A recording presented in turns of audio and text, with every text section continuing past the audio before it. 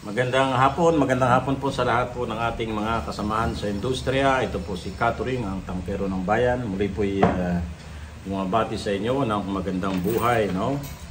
So, ngayon pong araw ng Miyerkules ba? Yan ang ating magiting na rider, no? At lagi kong pinapaalalahanan na huwag isantabi ang usaping kaligtasan, no? Huwag nating i-bypass, huwag nating i-shortcut, huwag nating mamaliitin, at huwag nating babaliwalain. Mula dun sa pagkarga ng tangke, papunta dun sa kulong-kulong, hanggang dun sa customer, dapat lagi po ay priority po natin po yan. Anyway, shout out po sa ating sa aking anak, no? Aking na ngayon po ay nabigyan ng kanyang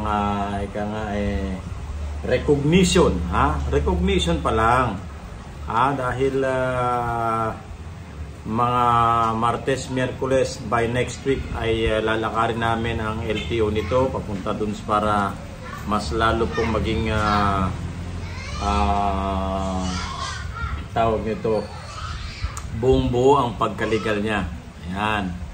Sa kabila ng marami pong mga umiiyak sa benta, ito nga, at ang ating anak ay nagawa natin na tanggalin doon po sa pagkakakabit niya sa ating bahay at doon nakapwesto, dahil po sabi ko nga, mahirap naman na advocate ang iyong ama ng LPG law.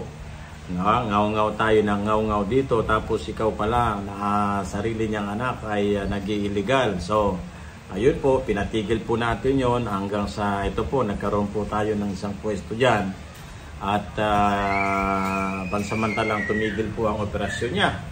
Hanggat, dahil mahirap na po, no?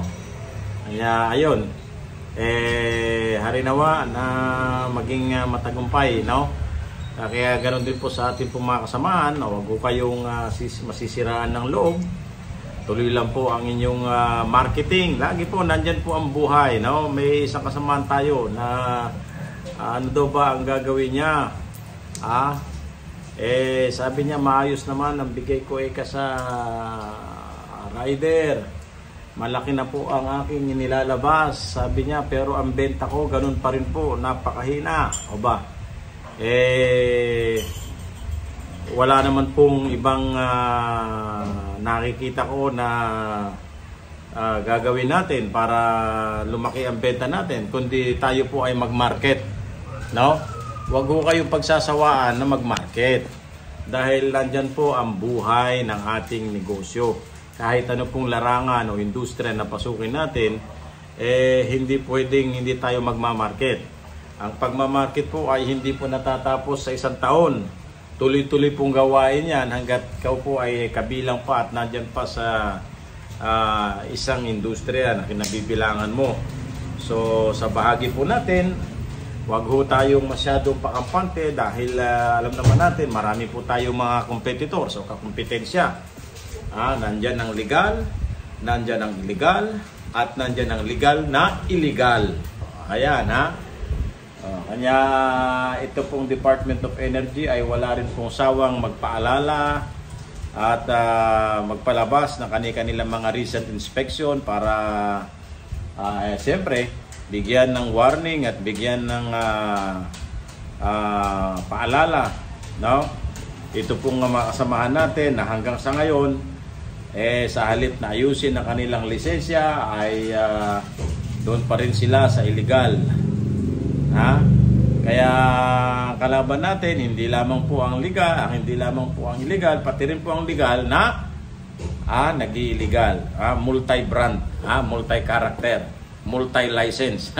Ayan po, mga multi-license yung mga yan. Kaya ngayon mahirap po na tayo po ay gagaya sa kanila.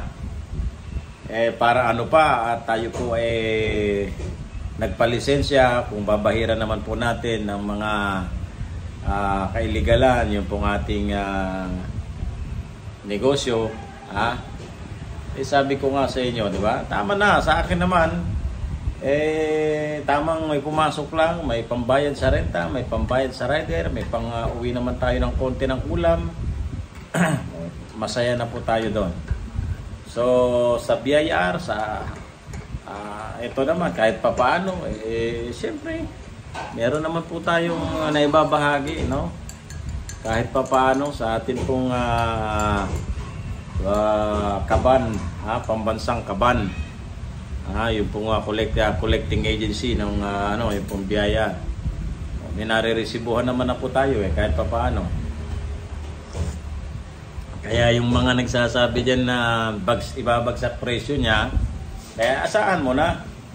Asahan mo na yan. Kung bagsak presyo, kung 50 lamang palagay mo, may pambabayad ka pa sa BIR niyan, wala na, di ba? So, hindi ho yung mga ganong klase ng negosyante ang ating hahangaan. Walang pinag-iba yan sa atin pong madalas na binibigay na payo sa ating mga anak, no? Na wag mong sasamahan ng kalokohan ang iyong negosyo.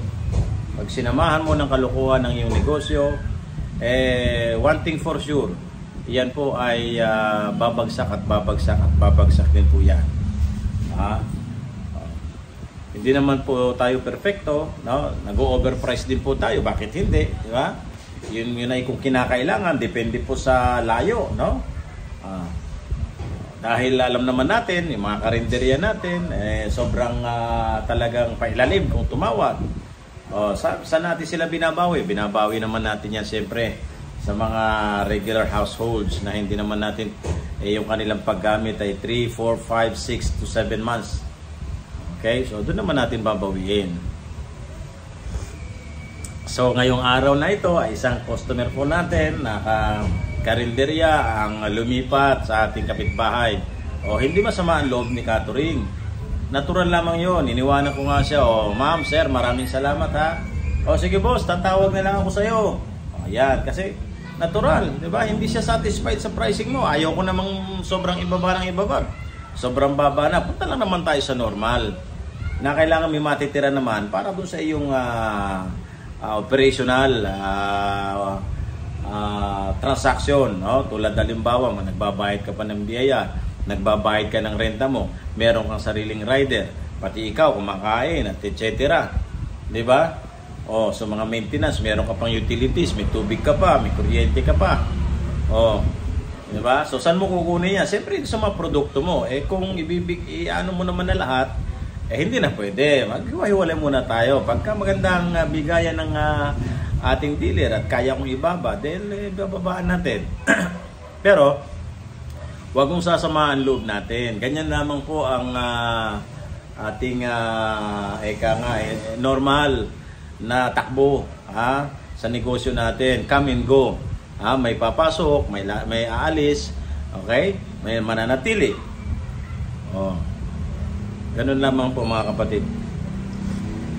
Sabi ko sa aking anak, sabi ko sa aking asawa, at sa iba pa, na huwag kang magsasawang mag-market. Yung traditional na flyering, yung pagdidikit. Kahit na tayo pinagagalitan ng mga gwardiya dyan, pinagagalitan ng mga homeowners, at pinagagalitan ng mga presidente ng isang subdivision, ay hindi natin pwedeng isantabihan. Kaya na kabahagi ng ating operasyon.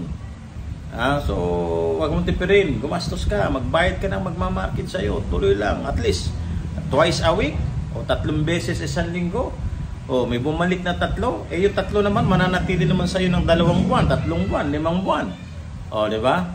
Dahil hindi naman lahat napiplease ng ibang mga, natin yan, mga ibang outlet.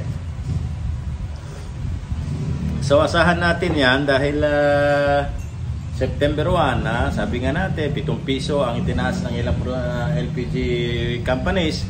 No? May 5 piso, may 6 pesos. Ayan. Ngayon, tanong bakit ganon? Siyempre, lagi namang basihan natin yung galaw sa world market plus yung pangangailangan ng mga LPG sa Middle East ay mataas. No, siyempre, considering hindi naman po tayo oil producing country. Kaya natural tayo po ay diktado ng world market, kung saan po tayo ay umaangkat ng LPG at iba pang langis, no? So, ito pa masasabi natin, no, sa mga kasamahan natin ng mga tangkero. Wag ho tayong maging tanga, no? Wag ho tayong maging tanga. Alam natin ay pinagbabawal ang pagbebenta po, o sa mga suki dyan na nakikinig, alam po natin na pinagbabawal ang pagbebenta ng mga walang tatak. Yan po ay tinatawag natin generic. So likewise, kinakailangan din po gumamit po ng rehistradong selyo. O ngayon, nakikita nyo naman sa social group natin na ang natitake advantage o naabuso na brand ng LPG cylinder ay ito pong Shine Gas. Na ito yung ginagamit na itinatakas ng ating mga kasamahan sa industriya na pinakikinabangan ng marami. Pero wag ho tayong masyadong pakampante dahil sooner or later ay alam naman natin na nakikita yan ng mga ibang LPG companies na dahil dyan ay nababaliwala o dahil dyan ay tawag nito na circumvent, na nababaluktot yung intensyon ng batas, no? Malamang ito ay ipatatawag din po yan ng Department of Energy later on, at kukwestiyonin at aalamin on how they manage their LPG cylinder tank. Ano-ano yung sino-sino at saan-saan yung kanilang mga authorized refilling plant, at ano ang control measure nila doon sa mga binentahan nila ng mga tangke, na kahit saan binibentahan nila na hindi naman nila na-monitor kung saan sila nagpaparefill. So hindi naman nila na-monitor itong mga tangke nila kung saan pinaparefill. Ang primary objective ng itong na ito ay makapagbenta, makapag-dispose ng maraming tangke, dahil multipurpose po itong tangke na ito ito po ay ginagawa rin para itong mga nagkukulang ng mga tangke, ito ay pag napunta sa kanila, nire-reface na nila yan, nire-rebrand na nila yan. Okay? Dahil may kamurahan ang tangke na yan kumpara sa talagang mga kilalang mga branded na mga LPG cylinder tanks. So, binenta mo sa isang outlet na nagkukunwaring outlet, nagbenta ka ng 10, nagbenta ka ng 20, saan niya pakakargahan yan? Kaya kayong mga dealer, kayong mga nakipagkasundo, nag-issue ng mga supply agreement. Ayan. Yung iba nagtatanga-tangahan, bakit to ibang kulay, ibang selyo nito? Ano ba naman yan? Very basic po yan. Kung ano, di ba, ang basic ruling po dyan, kung ano ang brand, yun din po, ang brand ng tangke, yun din po ang selyo. O ngayon, kapag halimbawang ang isang brand, for instance, ay nag-authorize, ang requirement, kinakailangan, i-authorize din ni brand, ito pong isang refilling plant na ito. I-authorize po niya ito. Like other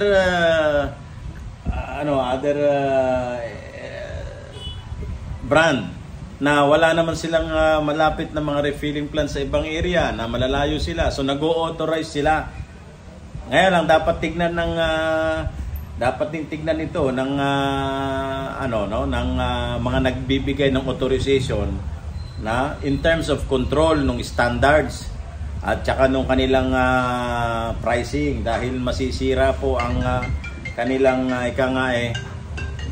ayan, itong makukulit na ito, pasensya na at iba-ibang mga topic yung pinag-uusapan natin dahil napapasukan po tayo ng mga masasamang espiritu. Madalas tumaas ang dugo ni Catering. Imagine mo yan, pinalitan mo na nga itong si customer, chinarge mo na, pero dahil sa 20-30 na diferensya, ayun, pinalit na naman niya yung tangke niya ng Dragon at pasabog na tangke. At ikukumpara ka pa doon sa ganong klase ng tangke. Iba na ho ngayon, mga mahal naming mga suki. Hindi na ho katulad dati na kahit saan namin pwedeng dalhin yung tangke kung saan makakamura. Ito po. Yes, ma'am. Ayan, bumalik sa atin yung customer natin. Kung kailan bumalik, kung kailan tumaas yung presyo. Wala ho tayong magagawa. Tanong niya, wala na raw bang bawas? O, tinanong ko kung ilang kilo ang gusto niyang bawas. Mga pang illegal illegal ninja move. Pero sabi ko, pag ginawa ko yan, sinusuko ko na yung lisensya ko. Kaya hindi ho tayo basta-basta pwedeng bumigay sa mga sobrang ganyan na tawad. No? Dahil minsan, hindi yan pwede. Kinapital natin, taas-taas ng kapital natin. Sa isusuko natin ng gano'n. Kaya nga tayo nagpalisensya. Iba na ho tayo ngayon. May lisensyado na ho tayo ngayon